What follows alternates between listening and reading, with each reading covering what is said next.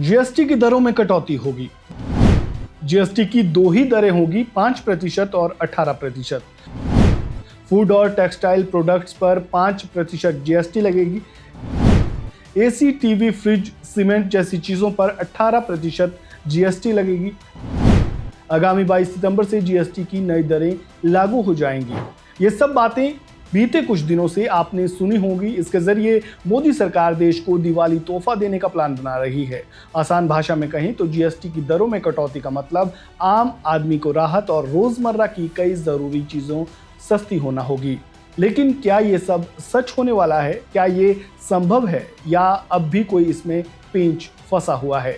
आखिर 3 और 4 सितंबर को दिल्ली में होने वाली जीएसटी काउंसिल की 56वीं बैठक में क्या कुछ होने वाला है, ये सब कुछ हम इस वीडियो में विस्तार से जानेंगे। नमस्कार, वन इंडिया हिंदी में आपका स्वागत है। मैं हूं राजेश शर्मा। इस दिवाली में आपको एक बहुत बड़ा तोहफा देशवासियों को मिलने वाला है। प्रधानमंत्री नरेंद्र मोदी ने स्वतंत्रता दिवस के अपने भाषण में दिवाली गिफ्ट में जीएसटी में बड़े रिफॉर्म का वादा किया, जिसके बाद वित्त मंत्रालय ने मंत्री समूह के पास जीएसटी की देश भर में केवल 2 दरें करने का प्रस्ताव भेजा, जिसके ऊपर सितंबर में होने वाली जीएसटी काउंसिल की बैठक में चर्चा होगी। लेकिन क्या ये इतना आसान होने वाला है? और अगर ये संभव है तो जीएसटी की ये नई दरें लागू कब से होगी? जो पुरानी प्रक्रिया थी उसका असर आम आदमी की जेब पर तो पड़ता ही था, लेकिन उसका सीधा फायदा सरकारों को मिलता था। सरकारों से मतलब राज्य और केंद्र सरकार।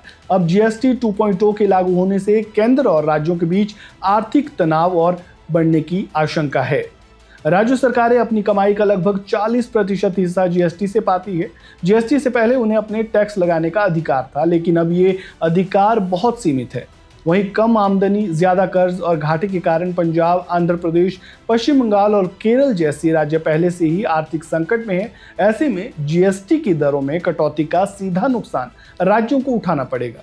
कई राज्य पहले ही शिकायत करते रहे हैं कि जीएसटी लागू होने के बाद उन्हें बाजी मुआवजा नहीं मिला है। ऐसे में जीएसटी की नई दरें लागू होने से वे बजट बनाने के लिए केंद्र पर ज्यादा निर्भर हो जाएंगे, और अगर केंद्र सरकार राज्यों को होने वाले घाटे की भरपाई नहीं कर पाती है तो जीएसटी रिफॉर्म का मामला अटक सकता है।